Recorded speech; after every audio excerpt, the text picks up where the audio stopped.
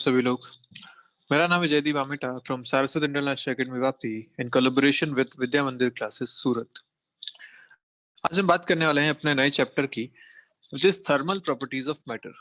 इसके साथ ही हम फिजिक्स के एक नए सेगमेंट में आ रहे हैं जहां पे हम टेम्परेचर से रिलेटेड सारी बातें करने वाले हैं। थर्मल प्रॉपर्टीज ऑफ मैटर की अगर बात करें तो टेम्परेचर किस किस तरीके से इफेक्ट करेगा सारी चीजों को, ये हम यहाँ पे बात करेंगे। टेम्परेचर क्या होगा, हीट क्या होगी, एक्सपेंशन क्या होगा, ये सब बातें इस पूरे चैप्टर में आने वाली हैं। ठीक है, तो शुरू करते हैं सबसे पहले टेम्परेचर से। टेम्परेचर एक प्रॉपर्टी है, एक स्टेट है किसी भी मैटर के लिए जो कि मेजर किया जा सकता है डिफरेंट डिफरेंट यूनिट्स में। तो टेम्परेचर स्केल की अगर बात करें तो टेम्परेचर स्केल उन चीजों को रिलेट करती है, उन यूनिट्स को रिलेट करती है। जैसे आप टेम्परेचर आजकल जब आप किसी भी स्कूल में या कहीं जाते हैं तो देखते हैं ना, टेम्परेचर गन से आपका टेम्परेचर चेक करते हैं वो। तो उसमें यूनिट लिखी आती है इन फ़ारेनहाइट्स, इन डिग्री सेंटीग्रेड्स, केल्विन्स, ऐसी उसमें यूनिट्स हो सकती हैं। तो हमारे लिए मोस्ट इंपोर्टेंट 3 यूनिट्स होती हैं, फ़ारेनहाइट, सेल्सियस और केल्विन। ये 3 टेम्परेचर के लिए यूनिट हैं जिनको अपने को आपस में कन्वर्जन देखना है कि 1 सेल्सियस कितना फ़ारेनहाइट या 1 सेल्सियस कितना केल्विन, या रिवर्स ऐसा अपने को चीजें रिलेशन देखना है।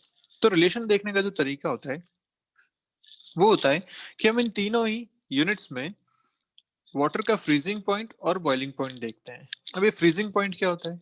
एक वाटर, जब आप वाटर लेते हैं और उसको ठंडा करते हैं तो जिस टेम्परेचर पे वो फ्रीज हो जाए, जिस टेम्परेचर पे वो आइस में कन्वर्ट हो जाए, उस टेम्परेचर को बोलते हैं फ्रीजिंग पॉइंट।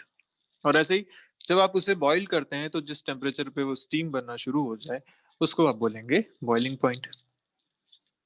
तो ये दो जो एक्सट्रीम्स हैं वाटर के लिए, जहां पे अपना फेज चेंज कर देता है, अपनी फेज चेंज होना मतलब सॉलिड से लिक्विड या लिक्विड से गैस बन जाना, तो ये दोनों पॉइंट्स कहलाते हैं फ्रीजिंग एंड बॉइलिंग पॉइंट्स। और इन दोनों पॉइंट्स के करस्पॉन्डिंग अपन सारी वैल्यूज यहाँ पे लिखते हैं।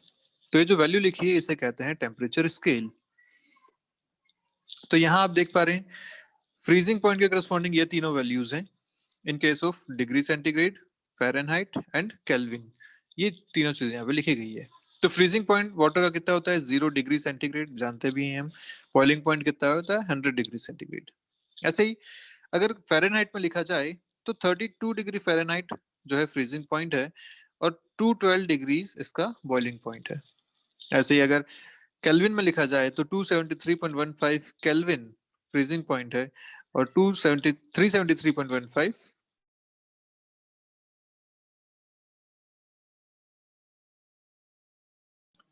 तो हमें इनका रिलेशन बनाना है। तो रिलेशन यहाँ से अपने को साफ साफ दिख रहा है कि इनके जो डिफरेंसेस हैं, ये डिफरेंसेस जो हैं वो इक्वल होने चाहिए। इसका मतलब ये कि जो डिग्री सेंटीग्रेड का डिफरेंस, अगर 100 डिग्री सेंटीग्रेड अपन डिफरेंस देखें बॉइलिंग पॉइंट और फ्रीजिंग पॉइंट का, तो वो किसके इक्वल है? अगर फ़ारेनहाइट में बात करें तो 212 माइनस 32 मतलब 180 डिग्री फ़ारेनहाइट का ये डिफरेंस इक्वल है, क्योंकि इस तरफ बॉइलिंग पॉइंट, इस तरफ फ्रीजिंग पॉइंट, इनका डिफरेंस ये दोनों बराबर आता है। और ऐसे ही अगर आप केल्विन की बात करें तो केल्विन में डिफरेंस कितना आ रहा है? 100 केल्विन का जो डिफरेंस है, ये सारी चीजें आपस में इक्वल हैं। तो आप इनको जब फॉर्मूला में कन्वर्ट करेंगे तो बहुत आसान से आपके पास एक फॉर्मूला बन के आता है। रिलेशन क्या कहते हैं इनका? रिलेशन कहता है कि टेम्परेचर ऑन S1 स्केल, अपन नाम ले लेते हैं S1, कोई भी एक 1 scale, minus lower fixed value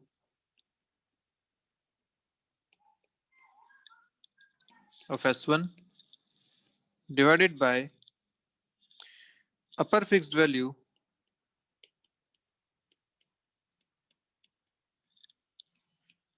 of S1 minus lower fixed value of S1। इतना बड़ा बड़ा अपन लिख रहे हैं पर छोटा सा समझा दूंगा मैं इसे। Is equal to temperature on S2 scale minus lower fixed value of S2 divided by upper fixed value of S2 minus lower fixed value of S2। अब इतना सारा क्या क्या लिख दिया अपन ने, कुछ नहीं, बहुत आसान सी बात है। हमने यहाँ पे लिखा है बेसिकली, इसको अगर मैं सही से वापस लिखूं तो आप लिख सकते हो, मान लीजिए आपको कन्वर्ट करना है, एक एग्जांपल से ले लेते हैं, आपको कन्वर्ट करना है सेंटीग्रेड और फ़ारेनहाइट का, ये कन्वर्जन आपको करना है, ठीक है। तो मैंने सेंटीग्रेड स्केल को मान लिया S1, फ़ारेनहाइट स्केल को मान लिया S2, ये कन्वर्जन अपन देखते हैं इस फॉर्मूला से। तो मैं क्या लिखूंगा, टेम्परेचर ऑन S1 स्केल, जो C आपको दे रखा है वो, minus lower fixed value of S1, centigrade level पे सबसे छोटी वैल्यू कौन सी थी, लोअर फिक्स्ड वैल्यू 0 डिग्रीज, तो लिखूंगा 0 degrees, divided by upper fixed value कितनी है सेंटीग्रेड स्केल पे 100, minus 0, is equal to Fahrenheit के लिए सेम लिखना है, टेम्परेचर ऑन S2 स्केल, तो फ़ारेनहाइट में जो आएगा वो माइनस, इसके लिए लोअर फिक्स्ड वैल्यू कितनी है 32, डिवाइडेड बाय 212, अपर इसकी है -32, ये आपका आंसर आ जाएगा। अगर आपको दे रखा है कि मान लीजिए सेंटीग्रेड में 50 डिग्री सेंटीग्रेड है, तो फ़ारेनहाइट बताइए कितना होगा, सॉल्व कर सकते हैं इसको अपन ऐसे, सी की जगह 50 रखो, फ़ारेनहाइट मिल जाएगा। अगर फ़ारेनहाइट दे रखा है 50, तो सी की वैल्यू मिल जाएगी, जो भी यहाँ से अपन इसका रिलेशन बना सकते हैं आराम से। क्लियर है बात।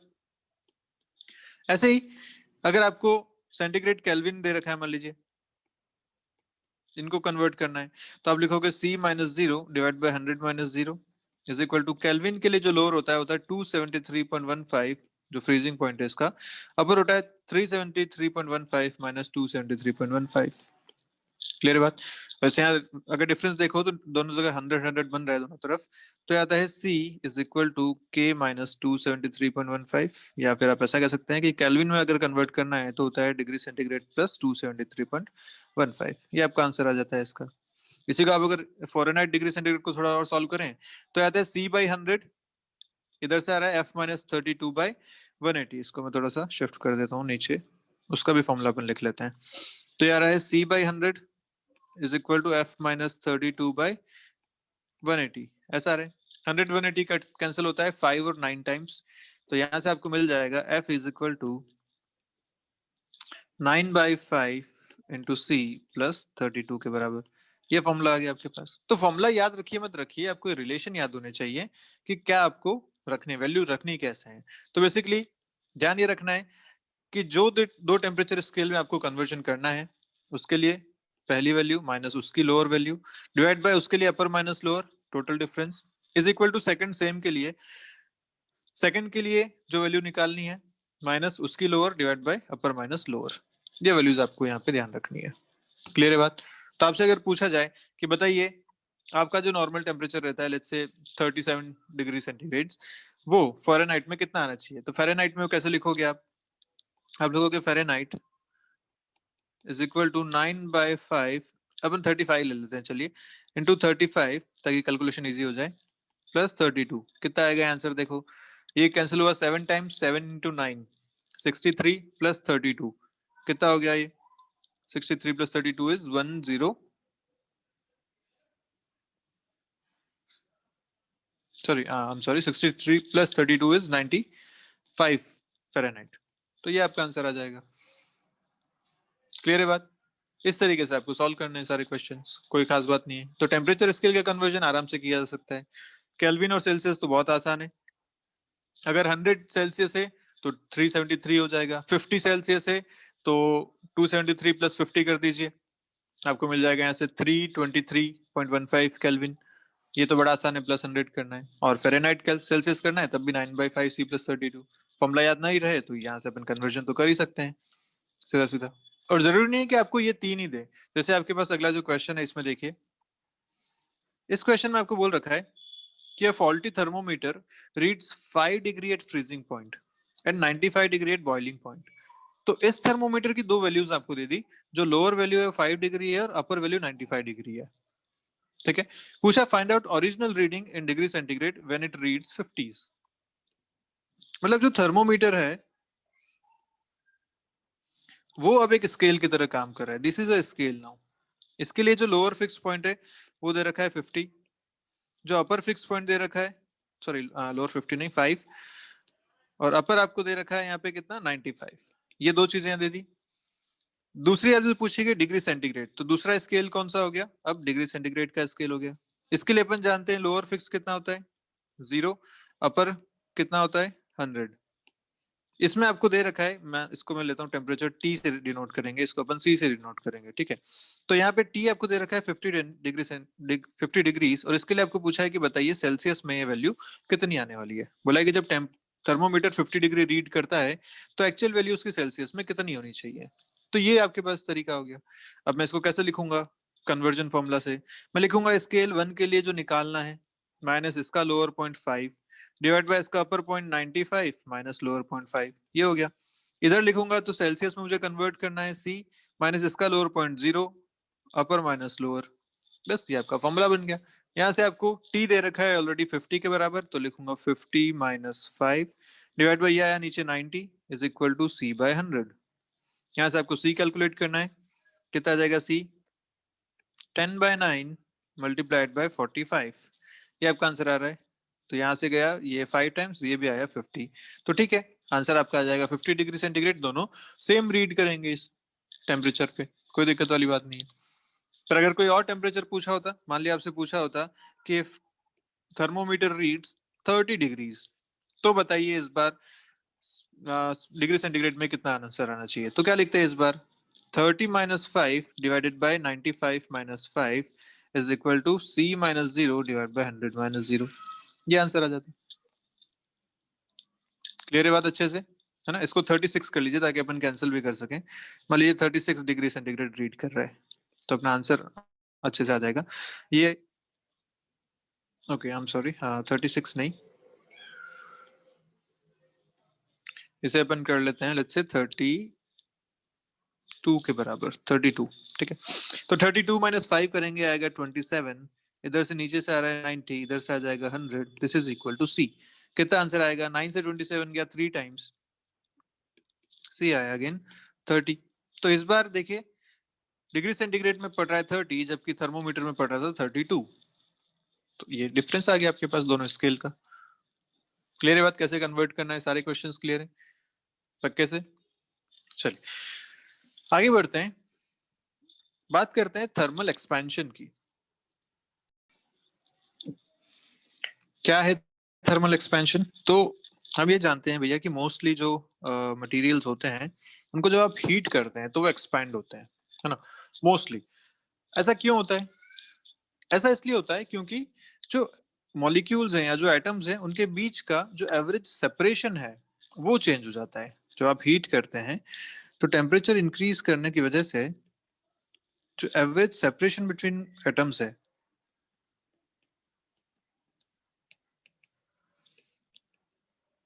वो इंक्रीज हो जाता है, और अगर सेपरेशन इंक्रीज हो गया तो डायमेंशन इंक्रीज हो जाएंगी, और इसको इसी को कहते हैं अपन यहाँ पे थर्मल एक्सपेंशन, ठीक है।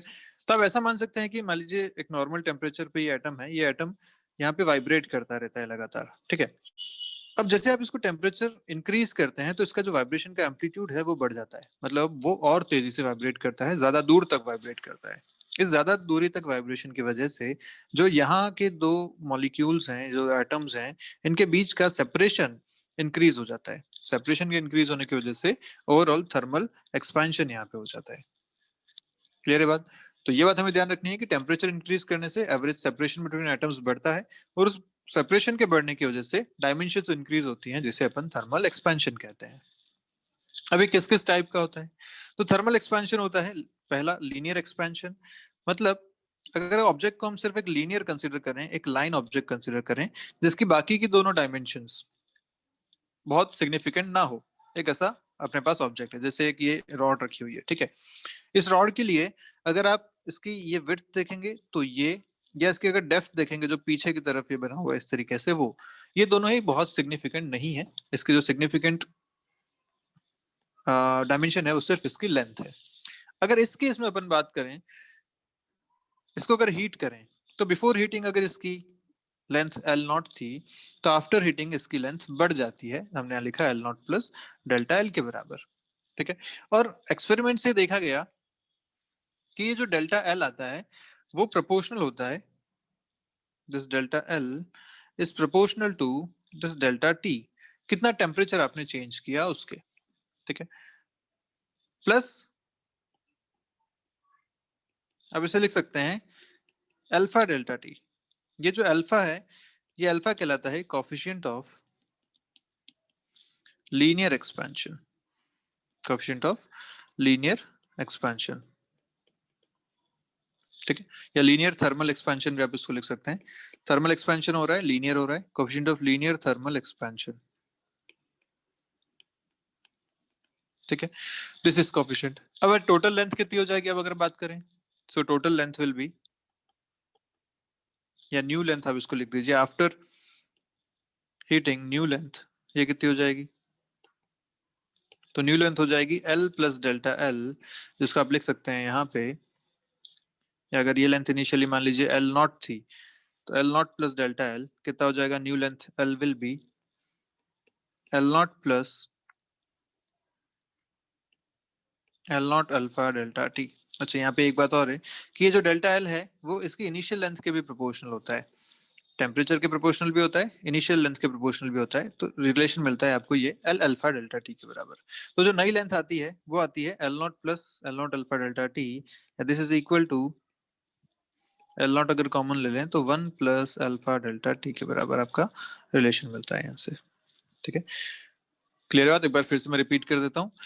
जो लीनियर एक्सपेंशन होता है उस केस में आप सिर्फ लेंथ का एक्सपेंशन देखते हैं, क्योंकि मतलब किसी भी एक डायमेंशन का एक्सपेंशन, नॉट नेसेसरी लेंथ, एक डायमेंशन का आप इसमें एक्सपेंशन देखते हैं, क्योंकि बाकी की जो दोनों डायमेंशन है ये या इसकी जो डेप्थ है वो दोनों ही इस लेंथ के कंपेयर में सिग्निफिकेंट नहीं है।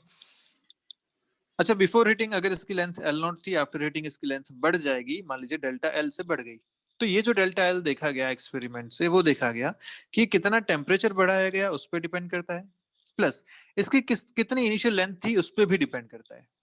तो अगर इन दोनों को यहाँ पे मिलाया जाए तो बनता है यहाँ पे L not into delta T, एक प्रोपोर्शनलिटी कांस्टेंट आता है जिसको हटाया जाता है तो मिलता है alpha, this alpha is called is coefficient of linear thermal expansion, ठीक है। अगर इसके लिए अपन बात करें कि अल्फा की यूनिट्स क्या क्या होंगी, तो मैं यहाँ से अल्फा को कितना लिख सकता हूँ, देखना जरा इधर से। अल्फा को लिखा जा सकता है delta L divided by L not into delta T, ऐसा लिखा जा सकता है।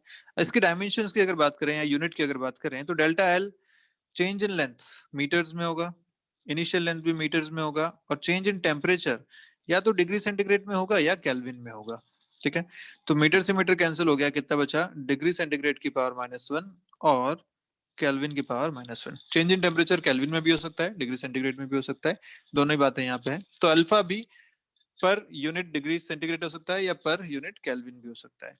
तो जब अपन क्वेश्चन सॉल्व करेंगे ना तो ध्यान रखना अल्फा की यूनिट और डेल्टा टी की यूनिट दोनों एक जैसी होनी चाहिए, मतलब अल्फा अगर आपको डिग्री सेंटीग्रेड में दे रखा है तो डेल्टा टी भी डिग्री सेंटीग्रेड में लेना पड़ेगा, अगर ये केल्विन में है तो ये भी केल्विन में लेना पड़ेगा।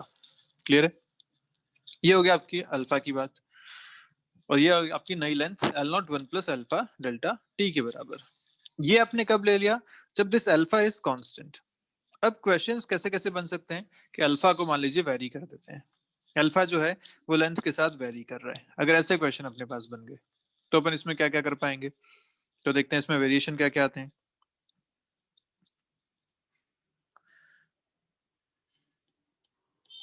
वेरिएशंस अपन देखते हैं यहाँ पे। First, if alpha varies with distance, ऐसा दे रखा है कि alpha is equal to A X plus B, ऐसा अगर आपको एक रिलेशन दे रखा है लेट्स से, तो ठीक है, क्या करना पड़ेगा, टोटल एक्सपेंशन आप कैसे निकालोगे, आप इस बार आप टोटल एक्सपेंशन जो निकालेंगे वो आएगा, आप अगर यहाँ से x डिस्टेंस पे जाके dx का एलिमेंट लेते हो, ठीक है, ये जो लेंथ है इस लेंथ के लिए, इस छोटी सी लेंथ के लिए अल्फा को कांस्टेंट माना जा सकता है जो भी यहाँ से आपको मिल रहा है। इस छोटी सी लेंथ का अगर मैं एक्सपेंशन लिखता हूं तो क्या लिखूंगा, मैं लिखूंगा इसका expansion delta L is equal to length है dx into alpha into delta T के बराबर। क्लियर, अल्फा कितना दे रखा है ए एक्स प्लस बी। अब अगर मुझे टोटल यहाँ से यहाँ तक चेंज इन लेंथ निकालना है तो क्या किया जाएगा, delta L will be integral of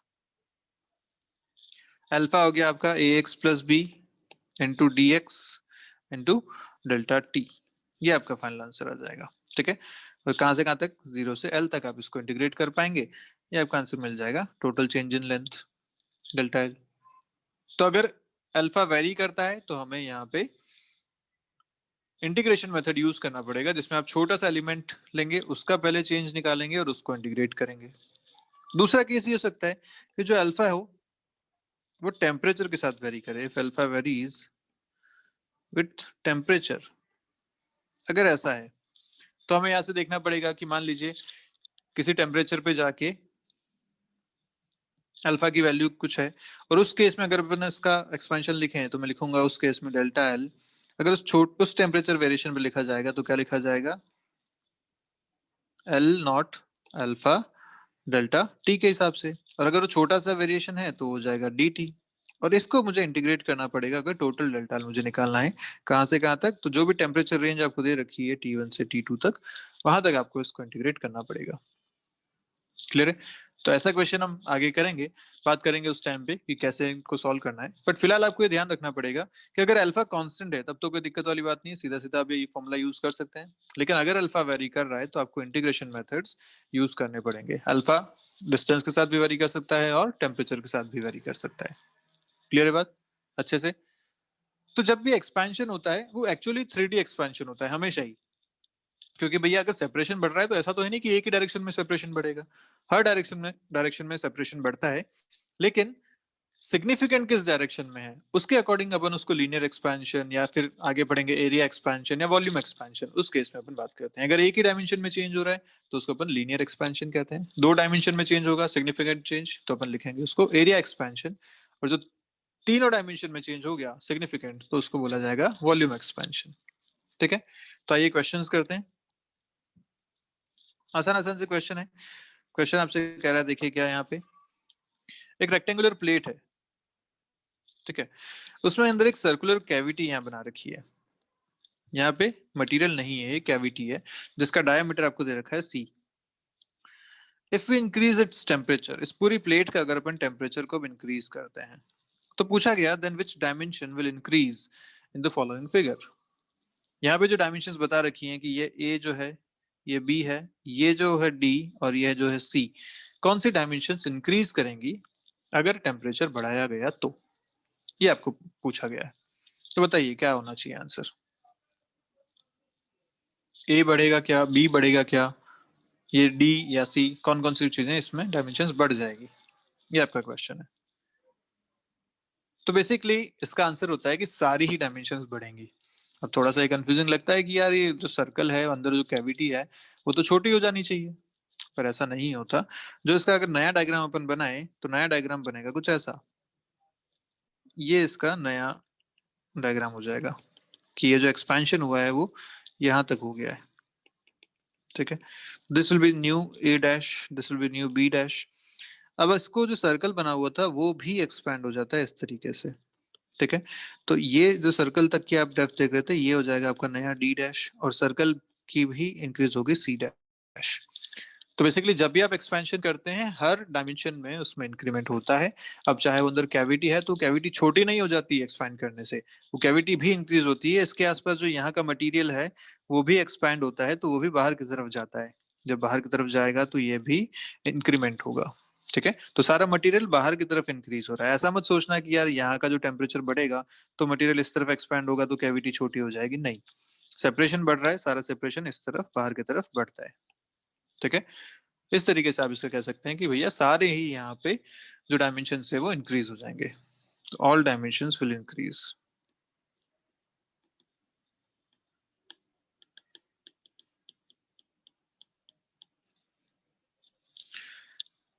next अगर क्वेश्चन देखें तो देखिए आपसे क्या कह रहा है यहाँ पे। इस डायग्राम में पूछा गया कि if temperature is increased then which of the following increases. फिर से वही बात है, क्या क्या आंसर आना चाहिए आपका, कौन कौन यहाँ पे इंक्रीज हो जाएगा आपके केस में। R1 इंक्रीज होगा क्या, R2 इंक्रीज होगा क्या, और R2 माइनस R1 भी इंक्रीज होगा क्या, ये आपसे सारी चीजें पूछी गई है।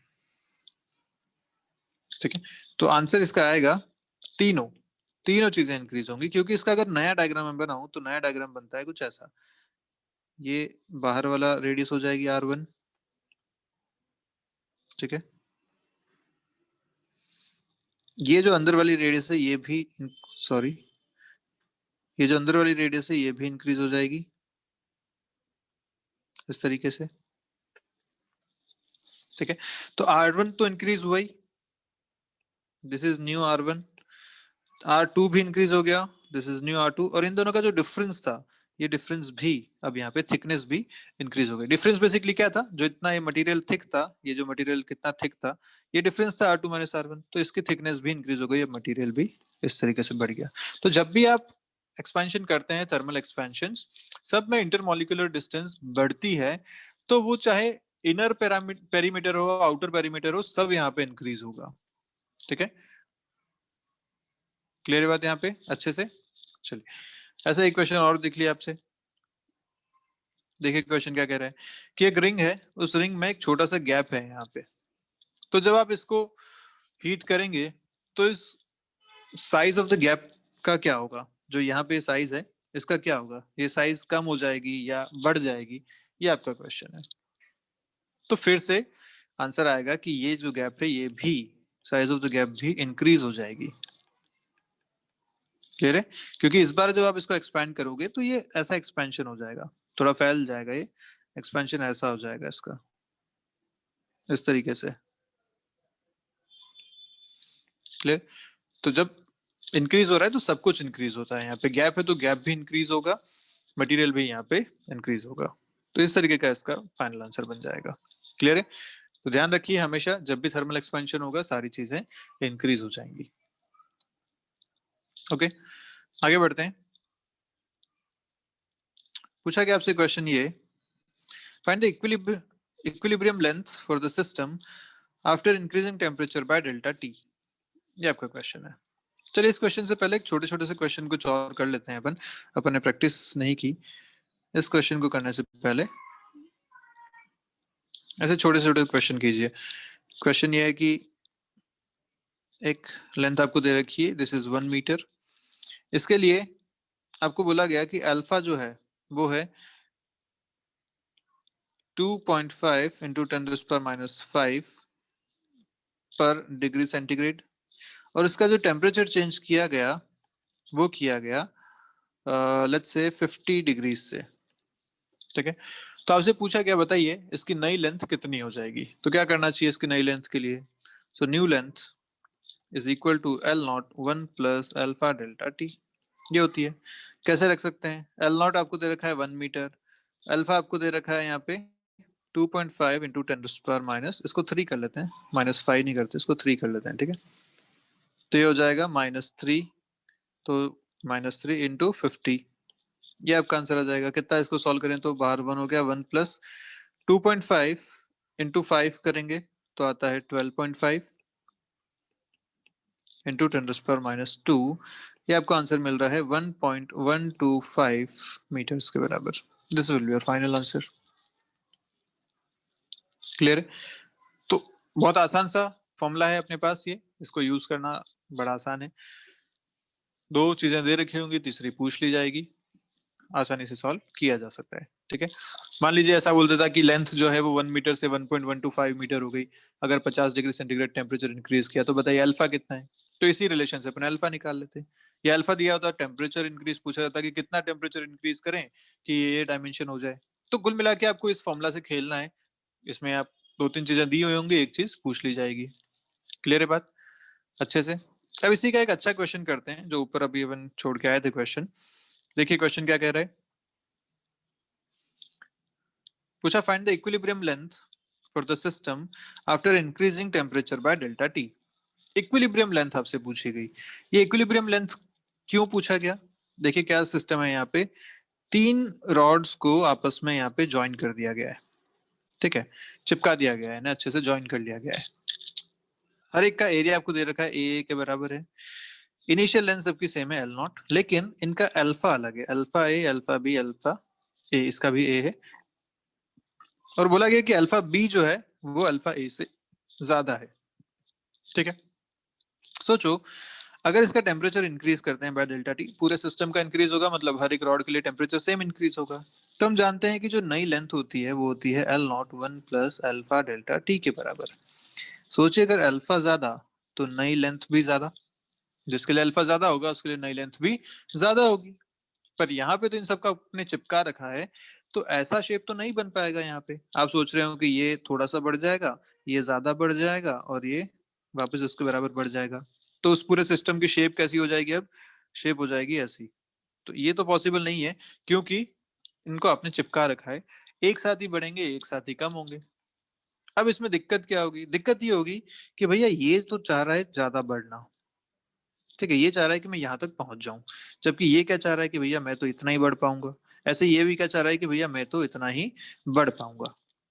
अब होगा क्या, इनमें खींचातानी शुरू हो जाएगी। ये चाहेगा कि भाई तुम दोनों मेरे साथ चलो, तुम भी आगे तक बढ़ जाओ, लेकिन ये दोनों क्या चाहेंगे कि भैया नहीं, हम तो नहीं आ सकते, तू थोड़ा पीछे रह जा। इस तरीके से इस पे सिस्टम में फोर्सेस बनने वाले हैं, स्ट्रेस डेवलप होने वाली है। स्ट्रेस क्यों डेवलप हुई? क्योंकि आपने इन सबको चिपका रखा है। अलग अलग रखा होता तो कोई दिक्कत नहीं होती, सब अपने अपने हिसाब से एक्सपैंड हो जाते। पर जब चिपका दिया आपने, तो सब साथ ही एक्सपैंड हो पाएंगे। तो जब एक्सपैंड होंगे, तो अगर ये इनकी फाइनल लेंथ बनती है, मान लीजिए यहाँ तक, ये डेल्टा एल, ये आपको कैलकुलेट करना है। और हम जानते हैं कि ये जो डेल्टा एल होगा, ये ना तो अल्फा ए के अकॉर्डिंग होगा, ना ही अल्फा बी के अकॉर्डिंग होगा। अगर अपन इंडिविजुअल लेंथ निकालते, चेंज बताते, तो आता भाई डेल्टा एल फॉर ए, ये कितना आता? L naught alpha delta T के बराबर। ऐसे ही डेल्टा एल अगर बी के लिए इंडिविजुअल देखते, तो आता L naught alpha B delta T के बराबर।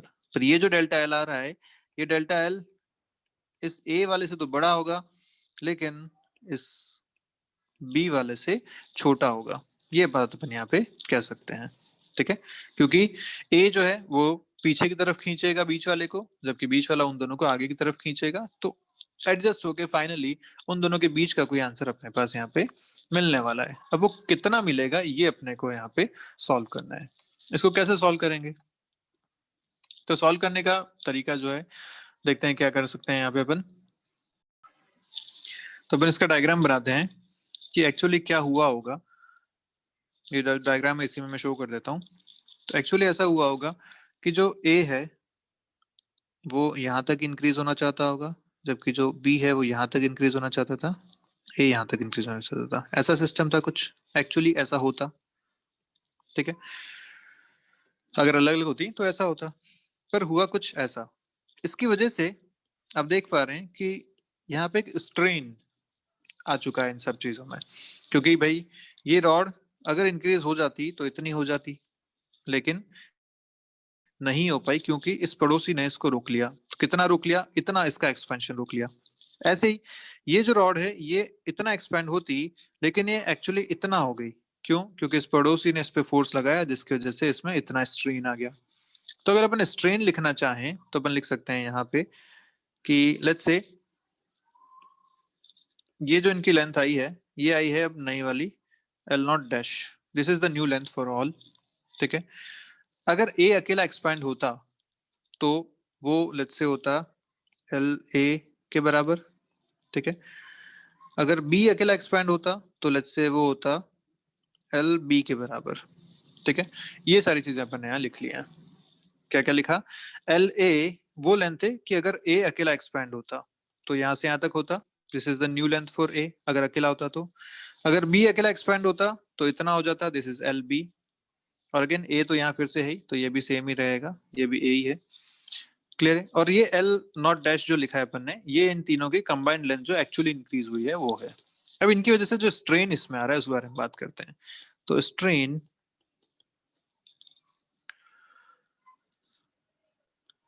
इंड्यूस्ड इन ए की अगर बात करें, तो कितना लेंथ उसकी होनी चाहिए थी? क्या होता है? Delta L by L. उसकी जो लेंथ होनी चाहिए थी और जितनी है उन दोनों का डिफरेंस, तो बेसिकली अभी लेंथ है इसकी एल नॉट डैश, होनी चाहिए थी इसकी एल ए के बराबर divided by original length which is L A. ये आ गया इसमें स्ट्रेन। ऐसे अगर मैं बात करूं स्ट्रेन इंड्यूस्ड इन बी, तो इसकी एक्चुअल लेंथ होनी चाहिए थी एल बी, लेकिन अभी इसकी लेंथ है एल नॉट डैश के बराबर। ये इसमें आ जाएगा स्ट्रेन। क्लियर? मैंने एक को पॉजिटिव एक को नेगेटिव, अपने ऑब्वियसली जानते हैं कि स्ट्रेन भाई ये जो हुआ है ये डिक्रीज हुआ है, इस सॉरी ये जो हुआ है ये इंक्रीज हुआ है, ठीक है, और ये जो है ये डिक्रीज हुआ है, इसलिए इन दोनों को मैंने एक पॉजिटिव और एक नेगेटिव इस तरीके से लिख लिया। क्लियर? अब अगर इनको अपन रिलेट करें फोर्स से, तो अपन जानते हैं ये एप्सिलॉन ए लिखा जा सकता है, ये एप्सिलॉन बी लिखा जा सकता है। हम जानते हैं फोर्स कितना कितना इन पे लग रहा होगा। तो अगर मान लेते हैं कि जो फोर्स यहाँ पे एक्ट कर रहा है वो एक्ट कर रहा है, ये जो बी है ये, इस पे भी एक फोर्स लगा रहा है एफ इधर, और इस पे भी एक फोर्स लगा रहा है एफ इधर, और जबकि ये जो दोनों साइड वाले हैं ये इस बी पे अंदर की तरफ फोर्स लगा रहे हैं एफ और एफ। जैसा हमने पहले बताया था कि भैया ये जो बी है ये चाहती है कि तुम मेरे साथ एक्सपैंड हो जाओ, तो ये स्पेस डायरेक्शन में फोर्स लगाएगी जिसको हमने एफ एफ नाम दिया। जबकि ये दोनों क्या चाहते हैं कि भैया हम तो एक्सपैंड नहीं हो सकते, तू हमारे साथ अंदर ही रहे, तो दोनों अंदर की तरफ एक फोर्स लगाएंगे। ये जो फोर्सेज हैं क्योंकि इंटरनल फोर्सेज हैं, इक्वल एंड अपोजिट बनते हैं, तो मैंने यहाँ पे फोर्सेज इस तरीके से लिख लिए। अब अगर मुझे यंग्स मॉड्यूलस की बात करें तो याद कीजिए यंग्स मॉड्यूलस से क्या रिलेशन आता था। यंग्स मॉड्यूलस से रिलेशन आता था y is equal to stress by strain sigma by epsilon. ये आता था, स्ट्रेस लिखा जाता था force by area divide by strain लिखा जाता था change in length by length. तो अगर a के लिए बात करूं तो मैं लिखूंगा y a कितना हो जाएगा, उस पे फोर्स कितना लग रहा है, फोर्स लगाया आपने f के बराबर, मतलब b ने लगाया उस पे, डिवाइड बाय a, ये हो गया उसकी स्ट्रेस, डिवाइड बाय आपने अभी स्ट्रेन लिखा है a के लिए, ये रहा L naught dash minus L A divide by L A. ठीक है, ऐसे आप अगर वाई बी लिखेंगे तो क्या लिखेंगे, उस पे फोर्स लग रहा है टोटल 2f का, तो लिखा जाएगा 2f divided by A divided by L B minus L naught dash divided by L B. ये चीजें आपके पास है सारी। ठीक है, यहाँ पे एल ए और एल बी कितना कितना है तो अपन लिख पाएंगे यहीं से, डेल्टा एल ए पता है तो एल ए भी लिख सकते हैं, इसको अपन यहाँ से इसको सीधा एल ए कर देते हैं और एल बी कर देते हैं। This will be 1 plus alpha naught हो जाएगा, this will be L naught 1 plus alpha A delta T, और ये this will be L naught 1 plus alpha B delta T, ये हो जाएगा। इन दोनों को अपन यहाँ सब्स्टिट्यूट अगर करें तो देखिए क्या इक्वेशन बनती है, Young's modulus Y A is equal to F by A divided by, या अपन इसको एफ बाई ए इधर कर लेते हैं क्योंकि दोनों केसेस में एफ बाई ए अपने को मिल रहा है, तो मैं यहाँ से लिखता हूँ F by A is equal to Y A times L naught dash जो अपने को कैलकुलेट करना है माइनस एल ए आपने भी लिखा L naught 1 plus alpha A delta T के बराबर, divided by 1 plus L naught 1 plus alpha A delta T के बराबर।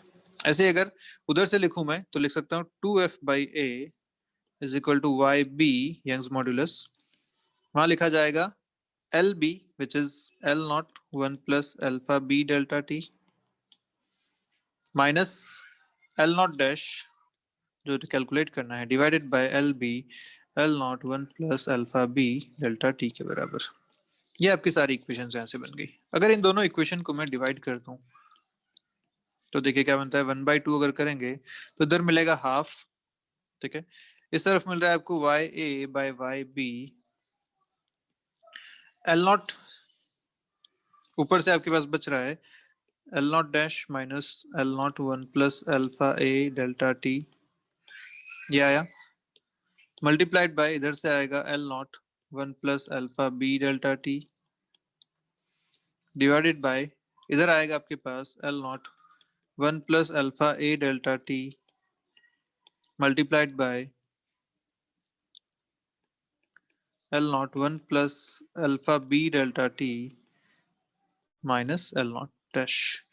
ये एक बड़ा सा एक्सप्रेशन आपके पास बन के आता है, पर अपने यहाँ से अब समझ में आ रहा है कि ये alpha A delta T alpha B Y A Y B ये हाफ, इन सब से रिलेट करके अपन अपना फाइनल आंसर यहाँ से एल नॉट निकाल सकते हैं, क्योंकि एक ही वेरिएबल है यहाँ पे एल नॉट, जो कि बहुत सारी जगह पे आ रहा है। इक्वेशन को सॉल्व करने पड़ेंगे और फाइनल आंसर अपने यहाँ से अपन बता पाएंगे। लेकिन अपने को सॉल्व करने की जरूरत नहीं है, जो अपन देखना चाह रहे हैं कि आप क्या आप यहाँ से समझ पाए कि इस टाइप के क्वेश्चन को कैसे करना चाहिए। क्लियर है बात?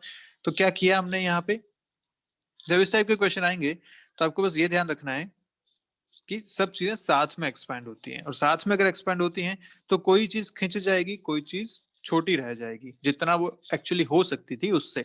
जैसे ए एक्चुअली इतना ही हो सकता था लेकिन एक खिंच गया थोड़ा सा यहाँ तक, जबकि बी एक्चुअली इतना हो सकता था पर ये थोड़ा सा छोटा रह गया यहाँ तक।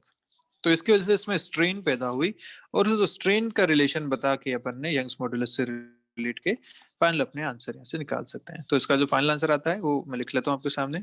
एल नॉट डैश जो आता है, एक लंबा सा एक्सप्रेशन आता है L naught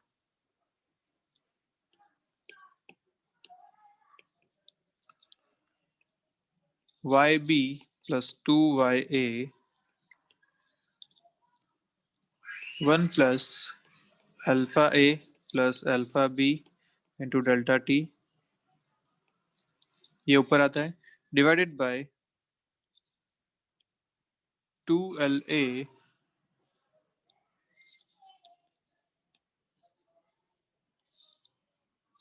1 plus alpha B delta T plus Y B 1 plus alpha A delta T. ऐसा एक लंबा चौड़ा रिलेशन आता है। हमें इस रिलेशन से कोई मतलब नहीं है, हमें क्वेश्चन करने का तरीका समझ में आना चाहिए था, जो आई गेस आपको क्लियर है कि इस टाइप के अगर जॉइंट रॉड्स वाले क्वेश्चन आते हैं तो आपको चेक करना पड़ेगा कि कौन कितना एक्सपैंड होना चाह रहा है, कौन किस पे किस डायरेक्शन में फोर्स लगाएगा। ठीक है, चलिए आगे बढ़ते हैं, बात करते हैं एक मेटालिक स्केल से अगर अपन मेजरमेंट करना चाह रहे हैं तो कैसे करेंगे। आप सबने स्केल तो यूज करी है, स्केल यूज करने में कोई दिक्कत वाली बात नहीं है, आप रूम टेम्परेचर पे यूज करते हैं और आसानी से यूज कर पाते हैं। ठीक है, पर सोचिए अगर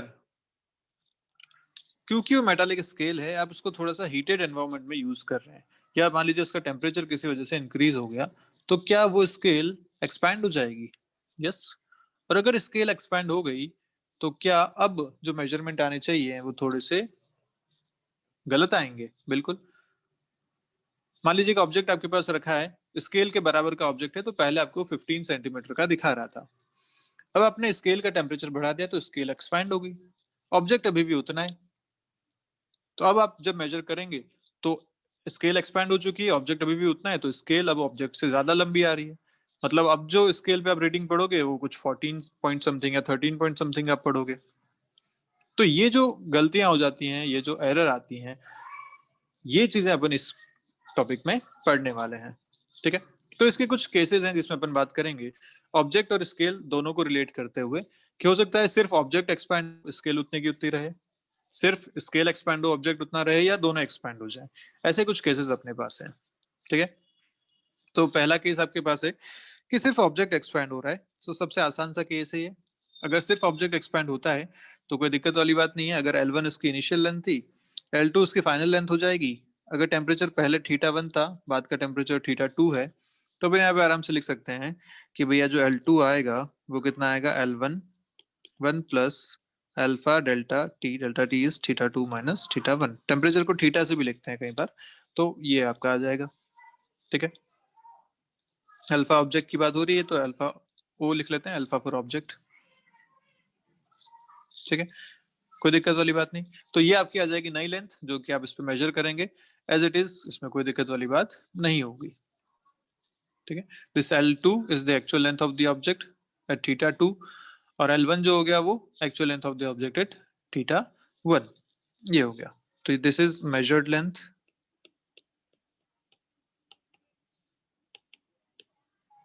at θ2 and this was actual length at θ1। Clear है? सबसे आसान तो यही आपका केस आता है कि सिर्फ ऑब्जेक्ट अगर एक्सपैंड हो गया तो पहले जितना था वो स्केल पे नाप लो, L1 हो गया, दूसरी बार जितना आया बढ़ गया वो स्केल पे नाप लो, L2 हो गया। इस तरीके से रिलेशन भी आराम से दे सकते हैं। केस आते हैं अब जब when only measurement instrument is expanded, actual length of the object will not change but measured value decreases। ये बात है। जैसा मैंने आपको बताया था कि अगर सिर्फ स्केल एक्सपैंड हो गई, अगर स्केल सिर्फ एक्सपैंड होती है तो क्या रिलेशन बनता है, मैं देखते हैं एक बार जल्दी से। तो मान ली यहाँ पे एक ऑब्जेक्ट रखा हुआ है ऐसा जिसको आप मेजर कर रहे हैं। ठीक है, अब जब स्केल फर्स्ट कंडीशन में आप इसके पास लेके आते हैं तो ये मान लीजिए स्केल के बराबर था। ठीक है, इस तरीके से स्केल में काउंटिंग है, आप कह सकते हैं इसके बराबर था। ठीक है, एट टेम्परेचर T1 या θ1। जैसे आपने स्केल का टेम्परेचर बढ़ाया तो स्केल एक्सपैंड हो जाएगी एट θ2। ठीक है, अब जो इसके डिविजन हैं वो भी एक्सपैंड हो जाएंगे। सोचो जो ऑब्जेक्ट पहले इस स्केल के बराबर आ रहा था वो स्केल से छोटा आ गया। तो मान लीजिए अगर ये रीडिंग 15 सेंटीमीटर की थी, ये रीडिंग मान लीजिए 13 सेंटीमीटर की थी, तो अब जो रीडिंग आपके पास आ रही है करस्पॉन्डिंग, वो कहाँ आ रही है? ऑलमोस्ट 13 पॉइंट समथिंग या 14 पॉइंट समथिंग पे। तो जो मेजर्ड वैल्यू, उसको कहते हैं अपन मेजर्ड वैल्यू एमवी, ये डिक्रीज हो गई। जब स्केल एनलार्ज्ड, स्केल का एक्सपेंशन हो गया, तो ऑब्जेक्ट उसके कंपैरेटिवली अब छोटा रह गया, है ना। कंपैरेटिव बता रहा हूँ, ऑब्जेक्ट की साइज सेम है, स्केल एक्सपैंड हो गई तो ऑब्जेक्ट कंपैरेटिवली छोटा अब दिखेगा। छोटा दिखेगा तो उसकी वैल्यू भी अब स्केल पे अपन मेजर करेंगे तो छोटी आएगी। क्लियर है बात? तो इसलिए हम कह सकते हैं कि मेजर्ड वैल्यू जो इस केस में आएगी वो कितनी आएगी? मेजर्ड वैल्यू एम वी, वो आप लिखेंगे यहाँ पे, अगर L1 इसकी एक्चुअल लेंथ थी तो 1 minus alpha S theta 2 minus theta 1, ये आपके पास आ जाएगी इसकी मेजर्ड वैल्यू। ठीक है, L1 इसकी एक्चुअल वैल्यू थी, जो मेजर्ड वैल्यू उसके कंपैरेटिवली मिलेगी अब वो स्केल के एक्सपेंशन की वजह से मिलने वाली है, और क्योंकि वो छोटी हो जाती है इसलिए अपन ने इसको माइनस यहाँ पे यूज किया है। ठीक है, मेजर्ड वैल्यू डिक्रीजेस इसलिए आ गया 1 minus this expansion. Alpha S मतलब स्केल का थर्मल कोएफिशिएंट अपन ने यहाँ पे लिखा हुआ है। क्लियर है? तो दो ये केसेस तो बड़े आसान से हो गए। पहला केस जब ऑब्जेक्ट एक्सपैंड होता है, स्केल सेम रहती है, तब तो बड़ा आसान सी बात है, जो अपन पढ़ते आ रहे थे एक्सपेंशन वाला, वही फॉर्मूला लगाना है ऑब्जेक्ट के केस में। दूसरे केस में स्केल अगर एक्सपैंड हो गई और ऑब्जेक्ट सेम रहा तो मेजर्ड वैल्यू कम हो जाएगी, उस केस में 1 माइनस अल्फा एस करके यूज कर सकते हैं क्योंकि स्केल का एक्सपेंशन यहाँ पे था। अब तीसरा केस जो है वो इंपॉर्टेंट है। तीसरे केस में अगर दोनों एक्सपैंड होते हैं साइमल्टेनियसली, अब टेम्परेचर चेंज कर रहे हैं तो दोनों का टेम्परेचर चेंज हो रहा है, दोनों ही एक्सपैंड हो गए, लेकिन दोनों का अल्फा अलग अलग होता है ना। दोनों का अल्फा अलग अलग है, तो जिसका अल्फा ज्यादा होगा वो ज्यादा एक्सपैंड होगा। अब इसमें फिर से दो केस बन जाते हैं कि मान लो अल्फा अगर ऑब्जेक्ट का ज्यादा है तो ऑब्जेक्ट ज्यादा एक्सपैंड हो जाएगा, स्केल कम एक्सपैंड होगी। लेकिन अगर अल्फा स्केल का ज्यादा है तो स्केल ज्यादा एक्सपैंड हो जाएगी और ऑब्जेक्ट कम एक्सपैंड होगा। तो यही सारी बातें फिर से अपने पास आती हैं कि अगर ऑब्जेक्ट ज्यादा एक्सपैंड हुआ तो मेजर्ड वैल्यू बढ़ जाएगी, अगर स्केल ज्यादा एक्सपैंड हो गई तो मेजर्ड वैल्यू कम हो जाएगी, जैसा अभी आपने पढ़ा था। तो बस यही सारी बातें अपने को यहाँ पे करनी है।